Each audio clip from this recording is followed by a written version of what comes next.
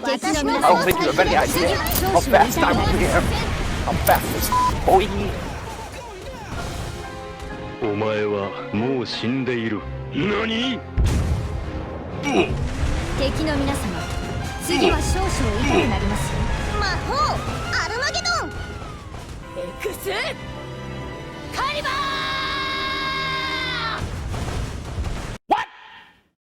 What the fuck? Hey, what's up guys, it's Arkham Milkshake here. Now today in this video, I'm going to be talking about HMS King George V. Now she is only obtainable from the Bismarck event, in the exchange shop, or from the limited banner. Now here on out, I'm just going to call her KGV because her name is too long. キングジョージ5世級のネームシップとは私のことだ。本土艦隊の旗艦を務め、数々の作戦に参加し、かのビスマルクとの対決もやり遂げた。だが、あの時は十分戦えなかったゆえ、願わくばもう一度彼女と手合わせできればよいが、他に何か知りたいことがあれば申すがよい。Alright, so now let's talk about KGV. Now she's a super rare battleship from the Royal Navy. She's of the KGV class, and alongside her are her sisters, Prince of Wales, Duke of York, and Hao. Now she's voiced by Ayako Kawasumi, who voiced many other characters such as Saber from the Fate series, Siege from Arknights, and Erina Pendleton from JoJo's Bizarre Adventure. Now in Azur Lane, KGV is the only character that Ayako voiced as. Alright, so now let's talk about KGV's design. Now I did mention this in my Hao review, and just like Hao, KGV looks majestic. Now her design exudes radiance, confidence, and charisma. Now this design is probably a reference to her hunting down and inflicting severe damage on Bismarck. Back then, Bismarck was portrayed as the bad guy after sinking Hood, who was the pride of the Royal Navy. So being the one to take Bismarck down does make KGV the hero in terms of the Royal Navy's eyes. But personally, I like to side with Bismarck because German engineering is clearly superior.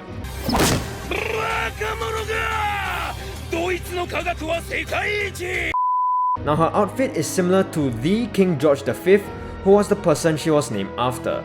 Some of the similarities are the red cape, the sword, and the two medals on the left side of their chest. Now before becoming king, King George V was the Duke of York, before becoming the Prince of Wales, and finally the King. So it is no surprise that all of the ship's sisters are named after the titles he earned. Except for Hao, because her name is named after Admiral Richard Howe.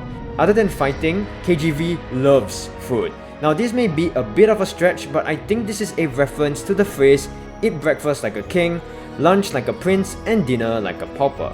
このスナックの山？腹いっぱい食わねば万全に働けまい。 She also does have a secretary questline. To activate it, all you need to do is just put her as your secretary and tap her once. I shall not spoil anything about the questline, so y'all can go enjoy it yourself. Alright, so now let's talk about KGV's skills. Now her first skill is called Armament Optimization. During battle, 70% chance of triggering a barrage every 24 seconds. When equipped with the quadruple 356mm main cannon, reduces loading time of the first main salvo by 75%, increases critical chance of main cannon by 20%, reduces spread by 2, and enhances barrage. Now this is a reference to the Washington Naval Treaty, which limited naval construction.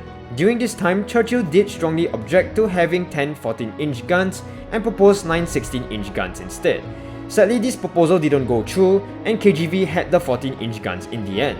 Now that's why she does have benefits when using the quadruple 356mm gun. The enhanced barrage increases the number of shots from 6 to 8, which is pretty good.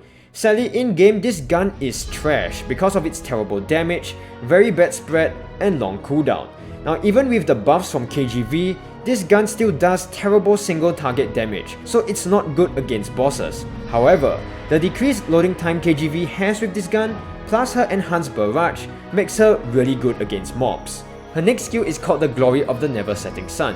Increase own damage dealt to Sakura Empire, Iron Blood, Sardenga Empire, and Siren factions by 10%. If sorted with 3 or more Royal Navy ships excluding herself, increases own firepower, reload, evasion, and anti-air by 20%. Now most enemies from Azur Lane are one of these factions, so it is pretty easy to get this buff. She also does excel in a Royal Navy fleet because she gains buffs just by having other Royal Navy ships in the same fleet. So considering how easy it is to get a total of 30% increase in damage output is really good. Alright, so now let's talk about KGV's skins. Now she does have one skin and it's called Rose's Regalia. Now this skin is very rare and very beautiful. She does show off her amazing bust and I love the white cape. Now her heels also have a very amazing design. So overall, I think this skin is very nice, and the best part, as of recording this video, the Bismarck event rerun is happening and this skin is on rental. So if you really like KGV, this skin is very worth it. Alright, so what are my thoughts about KGV? Now she is one of my favorite Royal Navy ships just from design alone. Now the trashy 356mm gun and its poor damage isn't ideal for bosses, but the buff she gains and enhanced barrage when using the gun makes her very good at killing mobs. Now it is still possible to equip her with other guns if you want to take down bosses. Even though the barrage does become slightly weaker, her boost in firepower from her second skill is still a lot, and considering how most enemies are from the factions listed in this skill, she can become a very solid battleship. Despite not being universal, she does become really strong in a Royal Navy fleet. Now this is because not only can she gain the buff from Queen Elizabeth, but also from the other Royal Navy ships in the same fleet. The best part about KGV is that everyone can get her because she's in the exchange shop in the Bismarck event.